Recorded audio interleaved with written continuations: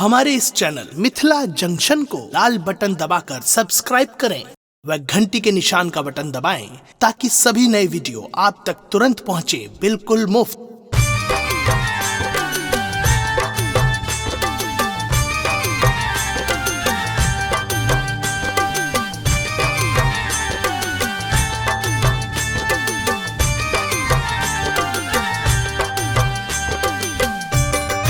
अपने सुन रहल छी गंगा कैसेट की प्रस्तुति।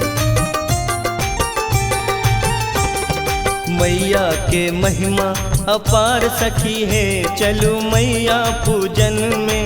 मैया के महिमा अपार सखी है, चलो मैया पूजन में। मैया पूजन चलू, अम्बे पूजन चलू, दुर्गा पूजन में। मैया पूजन चलू, अम्बे पूजन चलू, दुर्गा पूजन में। मैया के महिमा अपार सखी है, चलू मैया पूजन में। मैया के महिमा अपार सखी है, चलो मैया पूजन में। मैया के महिमा अपार सखी है, चलो मैया पूजन में।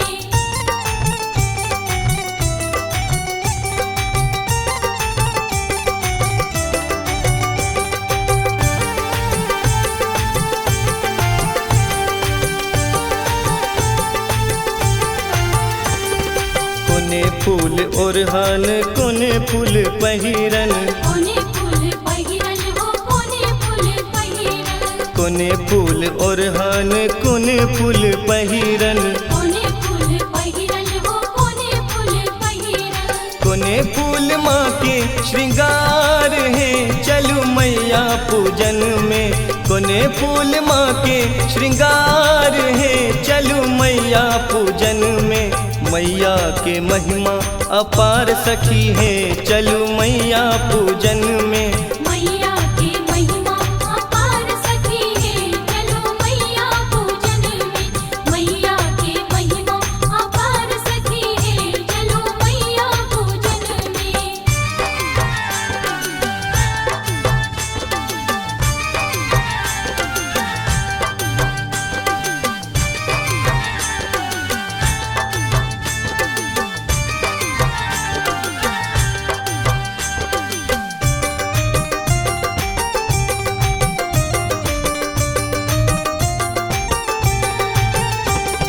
बेली फूल ओरहन, चमेली माँ के पहिरन। चमेली माँ के पहिरन, चमेली माँ के पहिरन। बेली फूल ओरहन, चमेली माँ के पहिरन। चमेली माँ के पहिरन, चमेली माँ के पहिरन।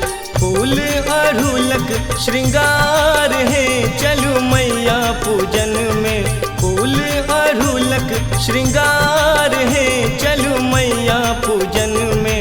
मैया के महिमा अपार सखी है, चलू मैया पूजन में। मैया के महिमा अपार सखी है, चलो मैया पूजन में। मैया के महिमा अपार सखी है, चलो मैया पूजन में।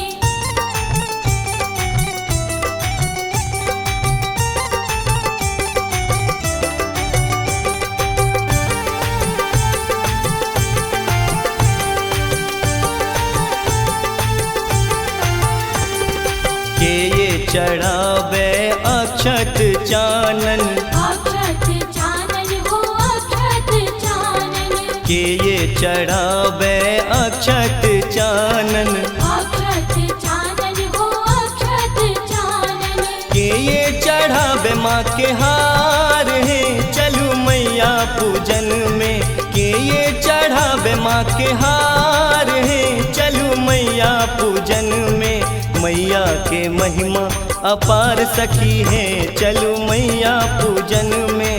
मैया के महिमा अपार सखी है, चलो मैया पूजन में। मैया के महिमा अपार सखी है, चलो मैया पूजन में।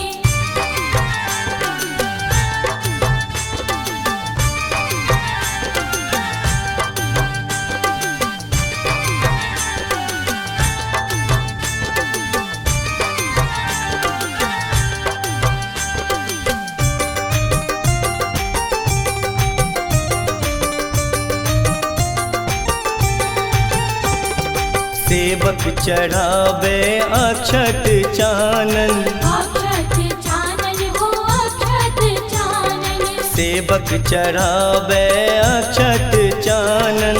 अक्षत चानन हो अक्षत चानन, भगता चढ़ावे माँ के हार है चलू मैया पूजन में। भगता चढ़ावे माँ के हार है चलू मैया पूजन में। मैया के महिमा अपार सखी है चलू मैया पूजन में। मैया की महिमा अपार सखी है चलो मैया पूजन में। मैया की महिमा अपार सखी है चलो मैया पूजन में। मैया की महिमा अपार सखी है चलो मैया पूजन में।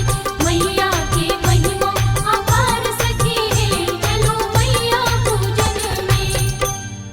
हमारे इस चैनल मिथिला जंक्शन को लाल बटन दबाकर सब्सक्राइब करें व घंटी के निशान का बटन दबाएं ताकि सभी नए वीडियो आप तक तुरंत पहुंचे बिल्कुल मुफ्त।